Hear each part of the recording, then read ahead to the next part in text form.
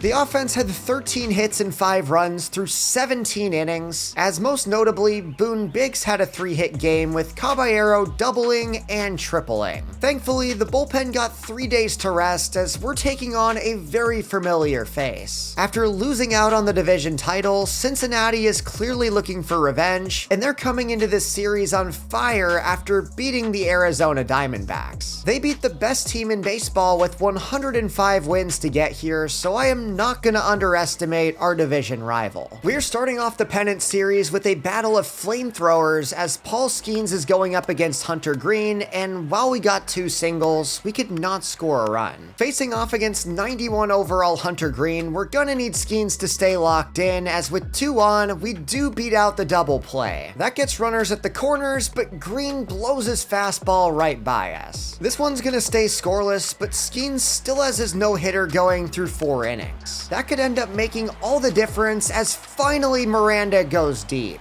The stalemate has ended, but now it's gonna come down to the bullpens as Skenes could not go any further. Harvey has runners at the corners, Bobby Priest is in the game, and I am not liking that after last series as he gets out of it. In an absolute miracle, we're still holding the shutout as Coleman comes in and closes it out. That was a very sweaty 1-run victory, but getting the win is all that matters. Skenes just showed the world why he won the Cy Young, going 7 scoreless innings, only allowing 1 hit as we split the next 2 games. Now simming the next one, we have a 3-1 lead. The Pirates can punch their ticket to the World Series in this game, but they're trailing by 1 run, although here's a sac fly from Brendan Donovan. Now we need the bullpen to hold it down, but right when I say that, Elly De La Cruz blasts one deep. That will put the pressure back on Pittsburgh, and Dominic Canzone goes deep into the right center gap. It stays in the yard, but does tie the game again. We're gonna find out if this is the game that we move on, as Brian Reynolds immediately goes deep. You've gotta be kidding me, this bullpen is not clutch at all. That will bring us to the 9th inning, where Montanez strikes right back. The rookie is having an excellent October, and after starting the inning with a home run, we still have 3 outs to try and get another run. After a pair of pop-outs though, we're gonna stay tied going into the bottom of the 9th. Can our bullpen finally lock in? Roansy Contreras had a good year, Ryan Jeffers walks, and with 2 outs on the board, we go to the 10th. We could see back-to-back playoff series end with an extra innings victory, and if that launch angle was a few degrees lower, we would have seen a home run. That will send us to the bottom of the 11th, where Jonah Bride walks it off for Cincinnati, forcing game number 6. Due to some missed opportunities, we couldn't get it done in that game, and now we're dangerously close to game 7 as Bride goes deep again. We cannot afford to blow a 3-1 lead to our rival, but at least if we get to game 7, Skenes is gonna be on the mound. That does make me feel a lot better as they're leading 3-0 thanks to an Elly De La Cruz home run, and they would go on to shut us out. We drop our 2nd game in a row, and it's all gonna come down to this. With the World Series on the line, Paul Skenes is up against Nick Lodolo. This rebuild is all about Paul Skenes, so it's very fitting that it comes down to this, and Burt Mathis finally showed up. That is a 3-run shot in the 1st inning. It is hard to imagine a better start than that, as Skenes gave up a run in the top of the 1st, but since then, we've rallied back with 4 of our own. After getting shut out in game number 6, our young stud took matters into his own hands, as Bobby Priest closes this out, sending us to the World Series. While we do win the pennant, we were extremely close to blowing a 3-1 lead, so we're gonna have to be more consistent in the World Series. We have made it to the World Series in year 4, where we're taking on the Cleveland Guardians. So far in this video, we have not taken a look at their roster, but considering that Clase stayed out of jail and they have Jose Ramirez and Cade Smith, I gotta say that their team looks pretty good. I still feel like this has been a pretty Mickey Mouse level playoff run so far, as we've gone up against the 85-win Braves along with the Guardians and the Reds. That being said, this is a great chance to win Paul his 1st ring, as Donovan can't handle that cleanly. That will load up the bases, but with 2 outs, Tanner Houck is still able to continue his shutout day. It's been another lackluster performance from the offense as we're going to the 8th inning. Just like so many games in this October run, this will come down to the bullpen, as here's Bobby Priest looking to redeem himself, and he does so successfully. In one way or another, we've been involved in a lot of shutouts during the playoffs, as we're on the winning end of this one, and simulating game 2, we take a 2-0 loss before rebounding with 2 wins in a row. We've got a 3-1 3-1 lead and Paul Skenes on the mound. We're looking to strike first as right off the bat, Jose Miranda drives in a run. It's only the first inning, but we're already breaking down Alcantara's confidence, scoring another run. That will give Paul Skenes a 2-run cushion, and considering that he won the Cy Young, that might be more than enough. We would score another run in the top of the 5th and now make that 2. Here is Bobby Priest trying to close out the World Series. He's had his ups and downs, but we're gonna give him the chance as this is flown out deep into center field.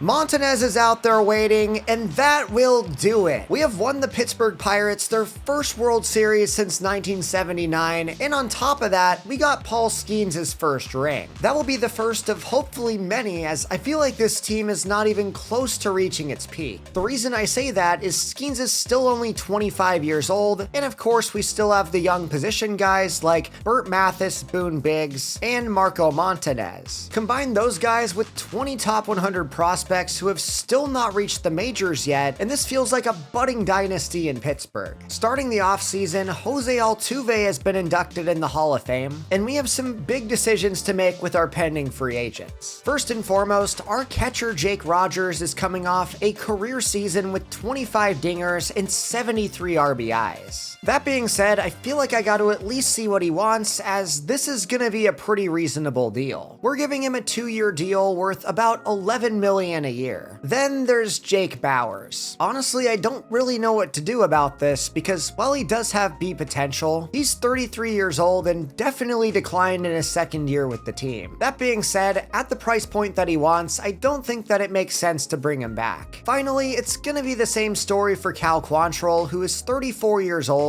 and I can't justify paying $9 million a year for a long reliever. That will send us to free agency, where there's definitely some big names available. Starting off, Gunnar Henderson, Ketel Marte, and Jose Ramirez are gonna get massive deals, along with young studs like Riley Green and O'Neal Cruz. With a lot of young studs in our team that are only gonna get more expensive, we're not gonna be in on any of those contracts, but for the 4th year in a row, I am interested in bringing in a high-quality starting pitcher. I feel like someone like Ryan Nelson makes a lot of sense, so at $21.7 a year, we're gonna throw him on the board. Then of course, I'm also interested in a bat to replace Jake Bauers, and why not go one player lower in Christopher Morel? Despite being listed as the worst player on the market though, I actually feel like he's better on paper. Not only is he younger and cheaper than Bauers, but he actually had a better year last season, so I'm not sure why he's being valued so low. We're throwing him on the board and just hoping that he signs with the champs. As far as the players currently on the roster, the biggest surprise of the video has without a doubt been Jose Miranda. After hitting 34 bombs and over 100 RBIs, I definitely want to keep him around for the future, so I'm offering him a 4-year extension worth only $6 million a year. Simming forward, we do get the decision on Rogers, who comes back at a discount, but after losing the World Series, the Guardians are signing O'Neal Cruz. It seems that winning the World Series put a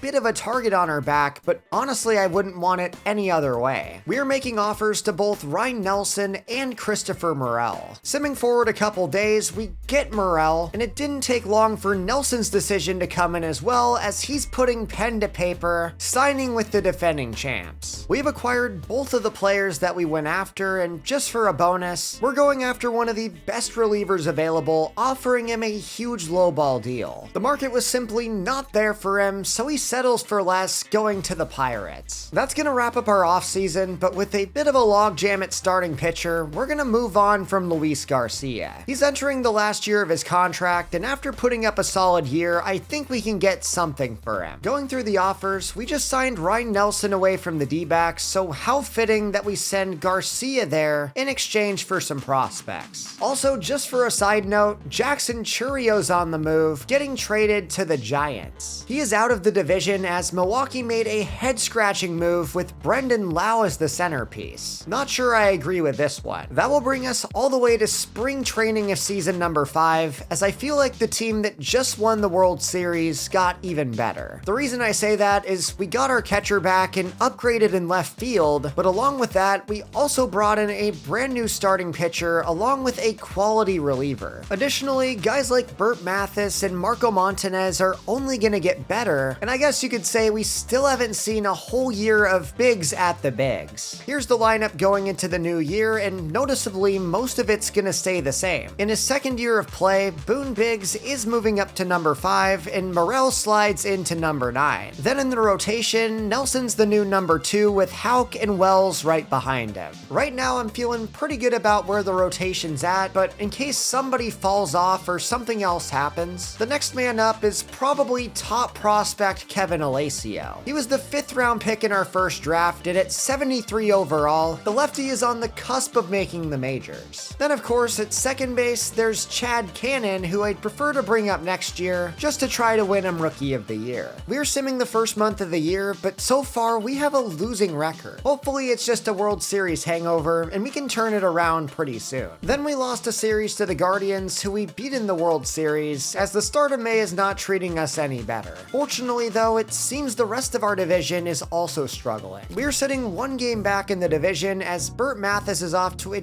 excellent start to the season, but going down the list, Marco Montanez is struggling along with Boone Biggs. Add in Jose Miranda, who's hitting .234, and it makes sense why we're not back on top. However, if there's anything to celebrate, it's Paul Skenes, who is putting up another Cy Young level season. Early on, he's not in the race, but don't be surprised if that changes as the season goes along. The rest of this month is going to be extremely important as we have a chance to take back the division lead, beating Cincinnati, as at the start of July, we are back in first place. Burt Mathis stays hot, hitting .298 with a .975 OPS, while Marco Montanez is also starting to heat back up. It's been a really strange falloff for Jose Miranda, who we just signed to an extension, as he is nowhere close to the run production he put up last year. Then, despite beating them in the NLDS last year, the Braves went and signed Gunnar Henderson, so they might be our biggest threat for the World Series. Going over to the Cy Young though, Paul Skenes is in line to repeat, and that's what we were waiting for. One of the goals in this video is to get him into the Hall of Fame, and honestly, another Cy Young, along with winning the World Series, might actually get him there. He has been great every year of his career, aside from 2025, where, let's be honest, this team was not worth playing for at all. Now that we're back on the horse though, I think we're just gonna sim straight to the break and see how we're doing. Even though we've won a World Series and have drafted extremely well, I'm gonna keep doing it for the rest of this video, just cause I enjoy it. Since we're picking at the bottom of the first round though, it's gonna make it a little bit tougher, although I'm still up for a challenge. Just like in previous seasons, we still have a lot of really good options on the board, so I'm just gonna take the best players available. The bigger story though is we would win out the rest of our games going into the All-Star break, putting ourselves 4 games above Milwaukee. We really found our spark going into the break with Burt Mathis and Miranda both on hot streaks, along with Boone Biggs. It also seems that Christopher Morel was a really good signing, so the offense is slowly but surely coming back to life. Then in the rotation, Skenes and Nelson are putting up great numbers, with them along with Tyler Wells also on a hot streak. The pitching staff has been really good this season, but maybe the biggest story is that Bobby Priest is putting up really excellent numbers. He may have nearly gotten us eliminated from the playoffs, but the 21-year-old truly does have a bright future. It feels like we're turning the corner in several areas, with Skenes still on top for the Cy Young, and with 5 top 10 prospects in the farm, our future is looking better than ever. Checking out the All-Star voting, Paul Skenes is once again your starting pitcher, with Burt Mathis as the backup to Acuna Jr. Those 2 guys were the ones that I expected, but I'm not seeing anybody else. There's Bobby Priest though at number 4 for closers. Coming out of the break, there's a big trade as the Mets acquire Riley Green from the Orioles. He was a free agent last year, but it seems he underperformed, which makes me relieved that I didn't pull the trigger. At the start of August, we are absolutely cruising with a 66-43 record, and now it's time to see our draft results. Now I kinda messed up in this draft by skipping the first week of scouting, and that's why our first pick busted all over the place. To get my scouting in, I looked at international pitchers 1 week shorter than I normally do, and it seems that made all the difference. Michael Oshiro was kind of a bust, but then after that, I think we kinda made up for it. Not the best draft in the world, but taking Henry Machado in the 5th round, along with a few really solid position players, makes it all worth it. We continue to prep for the rest of Skenes' career as we hit another big win streak in the middle of August. That will give us a 10.5 game lead going into September, and I don't think anyone's gonna knock us off. Simming to the playoffs, we would finish 102-60. We surged to the finish in the second half, with Burt Mathis playing his way into the MVP conversation, and Skenes winning his second Cy Young in a row. That is the second of his career, and with this resume, I think it's fair to say that he's a lock for the Hall of Fame. The offense as a whole feels to have slightly taken a step back, but with Mathis emerging as a superstar, it kind of balanced itself out. Boone Biggs and Marco Montanez were our next best players, which of course is good to see at 19 and 20 years old, but also Christopher Morel proved to be a really quality signing in free agency. Then of course, Miranda and Donovan both did their things, leading to another solid year for the offense. Then in the rotation, we've already talked about Skenes, but Ryan Nelson was a great partner in crime in year one, while the rest of our rotation in Houck, Wells, and May all kinda held it down. We're entering the playoffs as the defending World Series champs, looking to start our dynasty against one of the most consistent teams in this franchise. Arizona had the best record in baseball last season, and now that we've claimed that title, it's very fitting that we're up against them.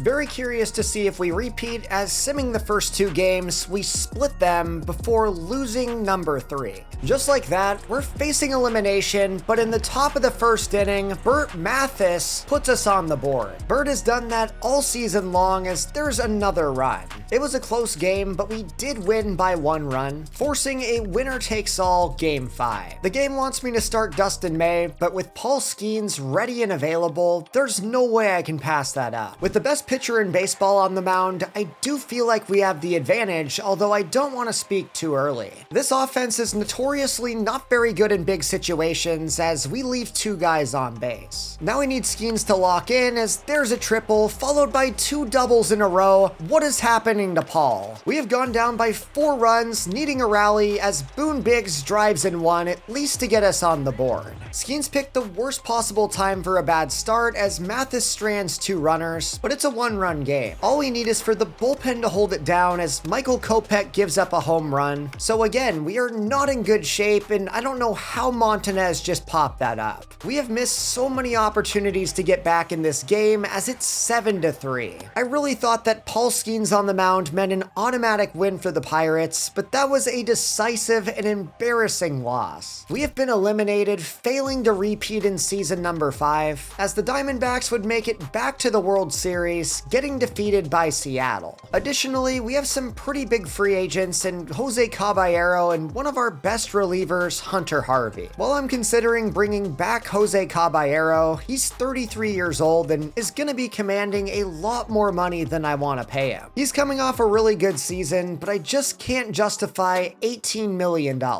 I'm not going to make him an offer, but we do have Gabriel Arias, who basically is just Caballero light. His contact may be a little worse, but he's effectively the same player everywhere else. That being said, I'm more than willing to give him a 1-year, $9 million offer. Jose did have a solid season, which no doubt is gonna hurt, but we've got some really solid infielders waiting in the minors like Adam Berg and Chad Cannon. Cannon specifically is who I'm most excited about, as he was our first rounder last year and is actually a really comparable player to Caballero. Also, after the season he just had, we're gonna go ahead and offer an extension to Burt Mathis for 9 years, $324 million. I'm feeling really good about the state of our team, and that's why, even though there are some really solid free agents available, it doesn't really make a lot of sense to go spend big money. I know it feels like we have a lot of money to spend, but remember, we have a lot of players wrapped up in arbitration, and they're not gonna be cheap. Checking out the catchers though, with Jake Rogers getting pretty up there in age, I feel like we could use another solid option. That's why I'm gonna add Bo Naylor to my board, along with a switch hitter in Patrick Bailey. Also, while we are losing Caballero, and I feel pretty good about our options, I do see that Xavier Edwards is available, and at $14 million a year with this contact, I feel like it would be irresponsible to not put him on the board. We ended up signing Naylor and Edwards, marking a really successful offseason, but look at the Dodgers. I mean, this is just getting ridiculous. They're already a super team, and now they're gonna go add Jackson Merrill. After those additions to our team, it's no surprise to see that we're we're ranked 4th in the league on paper. As far as the lineup goes, we basically just replaced Jose Caballero with one of the best leadoff men in the entire game. Xavier Edwards is busted in this game with 99 contact versus right and 93 contact versus left. Very excited to see what he's gonna do, but then after that, nothing really changes until you get to the bottom. We're gonna have a platoon at catcher between Bo Naylor and Jake Rogers, while Chad Cannon's the new starting second baseman. Despite being drafted just 2 years ago, he's progressed very nicely already, and I'm looking forward to see if he wins Rookie of the Year. That's the offense, but checking out the pitchers, we have 2-time Cy Young winner Paul Skenes, along with Nelson, Houck, Wells, and May. It should be a successful season, but we're gonna sim to the break and just see where we're at. Oh, but before we get there though, just to show you guys how ridiculous the logic is for the generational talents, here's another one. Simming to the All-Star break, we have a 10-game lead over the Reds, so once again, all is well. It has been another really fun season for Burt Mathis, who's now up to 99 overall, and unfortunately, while I did offer him an extension this offseason, he declined that, which is probably a smart move. After this, he's gonna have 2 years before free agency, so hopefully we can bring him back before then. He's not the only young player contributing though, as Boone Biggs is doing his thing once again, but notably, Chad Cannon's the front runner for Rookie of the Year. He's having a really good season, hitting 300 with 52 RBIs. We're still waiting on that major breakthrough from Marco Montanez, but he's up there too, along with Jose Miranda and the newly signed Xavier Edwards. Once again, we're getting really good production from the offense and in the rotation. Paul Skenes is 10-2 with a 2.96 ERA, and just seeing that he continues to put up elite numbers, I'm curious if Cy Young number 3 is a possibility. That would be his 3rd award in a row, which is nothing short of sensational. Checking out the awards, Gunnar Henderson and Burt Mathis are neck and neck for MVP. This award could truly go to either of them, and I'm curious to see if 22-year-old Mathis can pull it out. Then for the Cy Young, Skenes is currently the runner-up behind Roki Sasaki for a really good reason. Roki is currently beating him in all major categories, so Skenes is gonna need an absurd second half comeback. So far, we have 2 award runner-ups, and I'm curious to see if we're gonna be in first for any of these. That is 4 finalists, and of course, Rookie of the Year, Chad Cannon is number 1 there. No surprises here, Paul Skenes is an all-star once again, making it 6 times in his 7 years that he's made the game. That is impressive efficiency, as Contreras makes the game over our reliever of the year frontrunner. Certainly an interesting choice from the voters, and scrolling through the rest of the awards, it doesn't look like we have anything aside from Burt Mathis. Heading into August, we're still comfortably leading the division, but now that we can, I want to try to extend Burt Mathis one more time. He's got 2 years of arbitration after this, so locking down a long-term deal is about as important as it gets. We're gonna try 8 years at $37 million a year. That's not gonna get it done. I'm gonna have to increase the price pretty substantially if I want to make this happen. I'm gonna try and push this to $39 a year. How about $312 over 8? Still nothing. He just doesn't want to stay here. That's a little bit concerning for our franchise player, but I do see that Boone Biggs is a lot cheaper, and he's actually going to accept this. We just locked the 20-year-old down to a 10-year deal worth about $10 million less per year than Mathis wanted. That is a huge victory, as now it's time to check out our draft picks, where it seems we did okay. At this point in the franchise, I'm not really paying that much attention to scouting, but even though we got a 99 potential outfielder, this class could have been a lot better. With all that out of the way, we're just gonna simulate the rest of the season and see how we did. Pittsburgh would improve on their record from last year, finishing 109-53. They have won the division with the best record in baseball for the 2nd year in a row, and look at the team rankings at the top. They're now number 1 in just about everything. With that type of performance, there's gotta be some major awards, as I see the exclamation point, and there it is. Paul Skenes has won his 3rd Cy Young in a row, as Mathis and Biggs were both runner-ups for the MVP. Ever since coming to the National League, Gunnar Henderson has been on fire, winning his his second Cy Young in a row. Now that I'm looking at it though, that's actually his third in a row and fourth total. A very impressive career for Gunnar. He has made himself a lock for Cooperstown while also potentially blocking Burt Mathis from getting there as well. Then at number 3, great to see Boone Biggs have a breakout year right after we signed him to a big money extension. This was no doubt the best season of his career, and I'm looking forward to seeing the 20-year-old continue to grow into his shoes. Then in the American League, the MVP winner was 32-year-old 99 overall Yordan Alvarez, while a Rangers starting pitcher won the Cy Young for the third year in a row. Most notably though, Paul Skenes has three-peated, and despite starting off pretty slow in this video, he has quickly locked back in, and at 27 years old, he still has a lot of career in front of him. Scrolling through the rest of the awards though, the one I'm curious about is Rookie of the Year, where Wilson Block stole it away from Cannon. Now this is significant because if you remember, I wanted to draft Wilson Block, and here he is with our division rival stealing awards away from us. We're not gonna get the extra draft pick, but at this point, I don't really think we need it. This team is rolling with 3 guys posting above 100 RBIs, and I know we've already talked about Mathis and Boone, but the signing of Christopher Morel is also looking absolutely genius. He has been our third best offensive player, only getting paid $9.1 million a year. It was also a really productive year for Xavier Edwards and Bo Naylor, who we signed in this offseason. Then of course, the rotation led by 3-time Cy Young winner Paul Skenes was once again really reliable. Skenes was once again the man, but Ryan Nelson was not too far behind. He has emerged as a clear-cut number 2, while Tanner Houck and Tyler Wells also did their thing. Then after that, we gotta take a look at the bullpen, where some of the players were okay, but I'm still waiting on Bobby Priest to decide what type of player he wants to be. He has not been consistent through his first couple years in the league, but at the very least, he's still developing nicely. We're going into the playoffs as the clear World Series favorites, taking on Milwaukee to start things off. Their roster's looking completely different here in year 6, as they went out and signed Brent Rooker and Logan O'Hoppe while trading for Felix Bautista. They certainly have some talent, but at the end of the day, compared to this Pirates team, I think we got this in the bag. Despite being more well-rounded, they're lacking a clear superstar like Burt Mathis, as we're able to win this series in 4 games, taking us to the NLCS against LA. I always look forward to seeing what type of team the Dodgers build in franchises, but this time around, it looks like they're actually pretty nerfed. While they did sign Jackson Merrill and Evan Carter, the core of their team is pretty old and definitely regressing. That being said, I'm optimistic that we can get the win, as we start out with 2 shutouts, and that's gonna make a very easy win.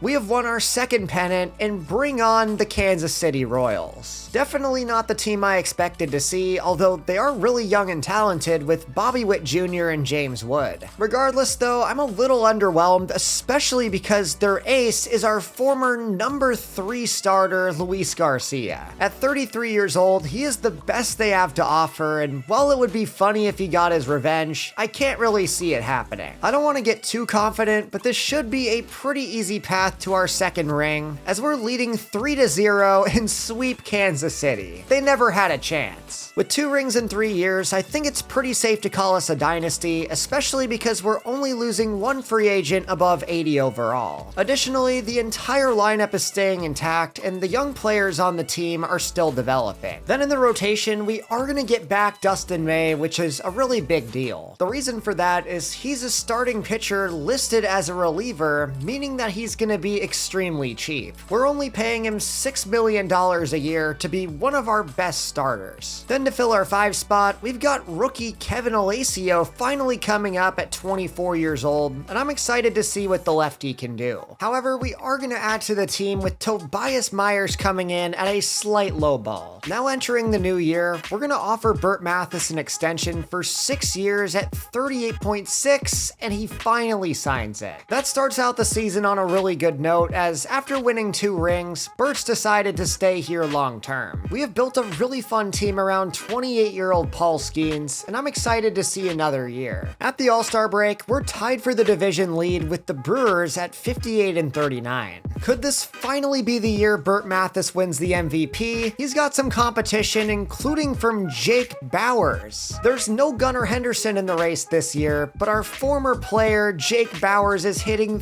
.372 with a 1,011 OPS. That just can't be right at 35 years old. He didn't put up any numbers like that in Pittsburgh, as Paul Skenes is also in third for the Cy Young, Xavier Edwards is in second for the batting title, and we don't have anybody for Rookie of the Year. Burt Mathis may go his entire career without winning an MVP, and that would be an absolute shame. He's been a little less consistent this year with a .253 batting average, but the run production is very much still there. Then below him, Boone Biggs is having another great year alongside Christopher Morel. Then in the rotation, we're really hoping that Paul Skenes can rally to win another Cy Young, but 4 in a row might be a little tough to squeeze. Simming out the rest of the year, this has been a clear down series for the Pirates, but we finished 97-65. That was good for the second best record in the National League, as the Diamondbacks are once again good. It's pretty weird seeing the Dodgers finish under 500, but all things considered, their core was getting pretty old. Now checking out the awards, Burt Mathis is the runner-up for MVP for the third year in a row, and more specifically, his third year in a row to an Atlanta Brave. Atlanta has his number in every single way, as Ronald Acuna Jr. just barely beat him out. Then for the Cy Young, Roki Sasaki is now a Brave, but Paul Skenes wins his 4th in a row. His chances of four-peating were not looking very good there, but in the end he pulls it out as Kevin Alessio finishes 2nd for Rookie of the Year. It was another solid year for the offense, as once again they had 3 guys over 100 RBIs, and sorting by OPS, Marco Montanez barely snuck into the 800 club. Then in the rotation, all of our starters played pretty well, all coming in with ERAs below 3.5. We're going back to the playoffs once again, looking for our second straight ring, as the Marlins stand no chance. That's gonna bring us into the NLCS against the Diamondbacks, and this one's a little more interesting. Arizona's an interesting team with 99 overall Vlad Jr., and they still have Corbin Carroll. We need to overcome a 3-1 deficit to win this series, as there's a victory in game number 5 and 6. It is all gonna come down to game 7 to go back to the World Series, and we're taking on the Orioles, trying to win 3 rings in 4 years. This is really interesting because despite losing Gunnar Henderson, the Orioles have made it further than the Braves have, suggesting that they might have won this trade. They're a pretty good team, but we're gonna win the first 2 games of the series and have a chance to earn the sweep, which we do.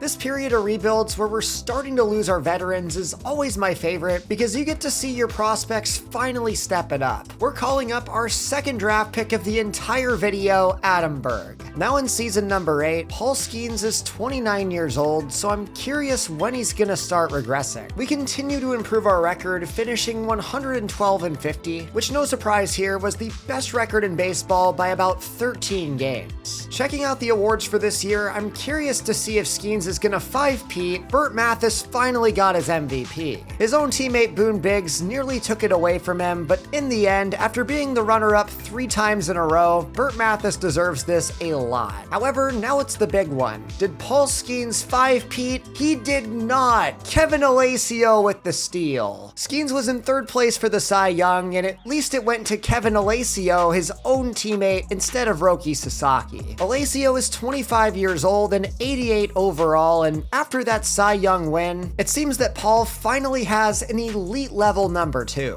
He got snubbed for Rookie of the Year last year, but takes home the Cy Young, as Skenes is still not regressing. I guess that's probably good considering he's 29. This was a dominant year for Burt Mathis and Boone Biggs, who put up 130 and 120 RBIs respectively, while Christopher Morel and Marco Montanez were also above 110. This was Montanez's best season of his career, as he broke out, getting up to 96 overall. The 23-year-old has been okay throughout his career, but this was definitely a whole new level. We're going to want to look into an extension on him sooner rather than later, as the rest of the offense was also pretty well-rounded. Then we already talked about Skenes and Alessio in the rotation, but it was another good year for Tobias Myers, along with Dustin May, who's just now starting to regress at 34 years old. There's a lot on the line in the playoffs, so we're moving Alessio up to number 2 where he belongs. We are looking to 3-peat, going up against the Atlanta Braves, who have Roki Sasaki and Gunnar Henderson, but it doesn't matter. That is an easy sweep for the Pirates, as the Mets are waiting, and this just got very interesting. I did not expect this team to get out to a 3-0 lead, but they've been on fire in the postseason and are looking to play spoiler. Just like last year, year, we're gonna need a massive comeback as there's 2 wins and make that 3. The offense has come back to life with a 14-3 victory, where our 3 generational talents put up a total of 13 RBIs between the 3 of them. That was domination from our young core as Biggs went deep, Mathis went deep twice, and Montanez went for the hat trick. Just like last year, the NLCS will come down to Game 7 where Paul Skenes is on the mound and we start out with 2 runs. After losing out on the Cy Young to his own teammate, Paul Skenes is looking for revenge and his offense is going to help him out. It is 5-2 against the Mets where the bullpens are in the game and making me a little nervous as we give up the lead. New York has rallied back with 5 unanswered runs and Xavier Edwards flies out to right field. 2 outs to go. We are looking for the three-peat, but clearly New York doesn't want that to happen as Soto's diving in the outfield and cannot get it. Cannon gets 2 aboard where it's all going to come down to Burt Mathis, who makes soft contact, and that is going to do it. The 3-0 comeback comes up short in game number 7, and we have been eliminated in the NLCS. In a video about Paul Skenes, we were trying to give him his moment, but the bullpen completely screwed us. To make things even worse, the Red Sox win the World Series, so we didn't even lose to the best. I definitely can't complain about 2 rings in 4 years, but now the bigger issue is we are losing a lot of our core. Players like Jose Miranda, who were so productive for us, are now hitting free agency, and with Ryan Nelson and Dustin May regressing, it just doesn't make sense to bring them back. We are at a bit of a crossroads, so we're making a deal for an all-star level closer. I know since he plays for Cincinnati, this move is not very realistic, but come on man, just look at this dude's mustache. I gotta have him on the squad. Also, considering that our superstar center fielder Marco Montanez has 1 year remaining on his deal, it's gonna take an 8-year extension worth a lot of money to bring him back. That being said, after losing several players in the offseason, we're starting a couple of rookies at key positions. First and foremost, this a potential first baseman who I drafted in 2026 is now starting, and just looking at his numbers, I'm really excited about Eric Kopenick. He's got really good contact and plate skills to pair up with good enough power. He's the type of player that simulates pretty well in MLB The Show, as we're also bringing up Adam Berg. Now I know that I said I was going to start him last year, but we ended up taking Christian Moore in the Rule 5 draft, so I held off on bringing up Adam Berg, who is gonna be our DH. Then on the bench, we've got Adrian Mortero, who was our 2nd round pick in 2026, so now we've got a lot of players from our 1st and 2nd drafts making their way up to the majors. Then in the rotation, we're also starting a pair of rookies in Mauricio Ortiz and Quinn De Leon. Ortiz was our 1st round pick in 2028, while De Leon was our 6th pick in draft number 1. Both players are solid options who I'm really excited about to pair with Skenes and Alacio, who of course won the Cy Young last year. It's also worth noting that he was our 5th round pick in the 1st draft, so I think everybody from that class is officially at the show. With Paul Skenes practically now a dinosaur hitting 30 big ones, I wouldn't be surprised if MLB The Show's broken regression system kicked in sometime within the next couple years. It was a transition year, but even then, we won 106 games. Checking out the season stats, the offense took a bit of a downswing with only 2 guys above 100 RBIs, but the bigger story is Eric Kopenick came right in as a rookie and played extremely well. I'm really hopeful that he can join an offensive core that already has Burt Mathis and Marco Montanez, along with an emerging Chad Cannon and Boone Biggs, who had a down year this year, but is still a really good player. Then going to the awards, Burt Mathis is the MVP runner-up this year after winning it last season. That is the 4th time in his career that he's been in 2nd or 3rd place for the award, but Paul Skenes came right back, winning Cy Young number 5. That will tie Randy Johnson's record for the most Cy Youngs of all time, and Paul Skenes is only 30. He is already one of the best pitchers of all time and definitely a lock for the Hall of Fame. That will send us back into the playoffs, where we lost last year in Game 7, and in a tight series against Milwaukee, we are moving on. That will bring us to Arizona, and after losing in the NLCS last year, we're just gonna make that quick. Now we're looking for World Series number 4, going up against Seattle, and will win it. In the following offseason, we're losing Christopher Morel and Tobias Myers, but considering that both players are already regressing, I feel like these are two losses that we can afford. Every time we lose a player, we're just gonna keep bringing up more young guys to fill their spots. New year, same result. We win 107 games. And looking at the MVP race, after having a down year last year, Boone Biggs wins number 1.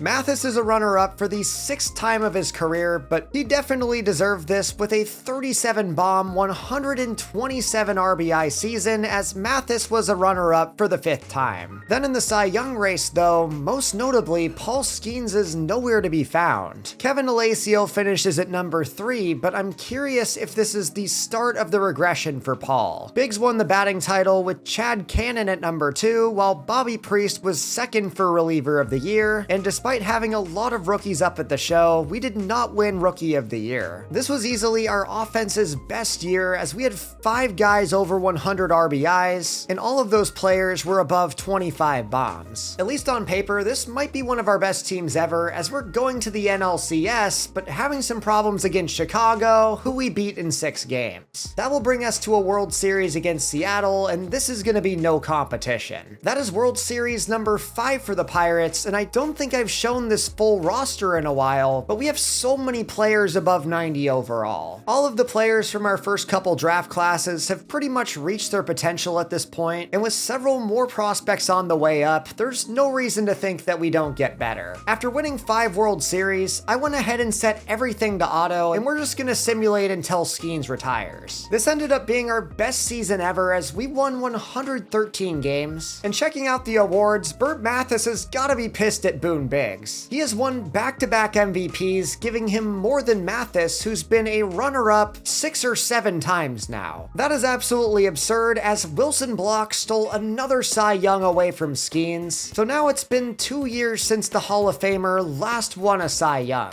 That will send us into the playoffs looking for World Series number 6, and we're back up against the Mets, who had previously knocked us off in the NLCS, but it seems that is all in the past, as we're gonna beat the Orioles in the World Series. Corey Seager is retired and joins the Hall of Fame. We three-peat, and then the next year win 116. This is the best dynasty in MLB history, as 34-year-old Gunnar Henderson somehow sneaks into the MVP race, and while Boone Biggs didn't three-peat, Kopadick is here at number 3. Then looking at the Cy Young, Skenes is nowhere to be found. Instead, we got Dick France at number 2. Checking out the roster, it seems that the regression with Paul Skenes is finally hitting, as there he is at 95 overall. Now don't get me wrong, he's still a great player, but putting up the worst season of his career at 33 years old is definitely a red flag. All I can say is, just imagine how good this team would have been if not for MLB The Show's broken regression. We've got a 3rd superstar to go along with Burt Mathis, Chad Cannon, and Boone Biggs, and there's not a single arm in this rotation under 90 overall. That's gonna give us a really good chance to four-peat as we sweep the Brewers and move on to Atlanta, who have had so many award finalists, but clearly haven't been able to back it up on the field. We're going back to the World Series, taking on Tampa Bay, and so far they're actually doing pretty good. They are leading 3-2 as Paul Skenes takes the mound, tying the series, where we lose in Game 7.